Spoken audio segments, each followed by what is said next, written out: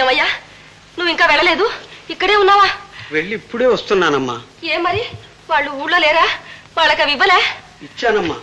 కానీ కానీ చెప్పబోయా, చెప్పు. ఎందుకు అలా చంపుతావు? ఏమన్నారో చెప్పు. సున్నుండలు ముందు పెట్టి మీరు పంపించారు అని చెప్పానమ్మా. చెప్పగానే చర్రు లేచారు. లేచి అక్కర్లేదని అవతల కొట్టారు, అంతేనా?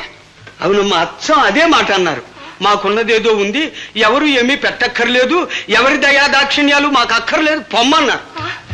అలా అన్నారా? నిజంగా అంత మాట అన్నారా వాళ్ళు? అనకేమక్క అంటారు. వాళ్ళకి కళ్ళు నెత్తికెక్కాయి. ఇప్పుడు మనం కనపడేట్టున్నావా? ఎంత ఐశ్వర్యం వస్తే మాత్రమేమి నన్నంత హీనంగా చూస్తారా వాళ్ళు? వాళ్ళకి ఏం ద్రోహం చేశారని పసిపిల్లాడికి పంపిన సున్నుండలు తిరగొడతారా?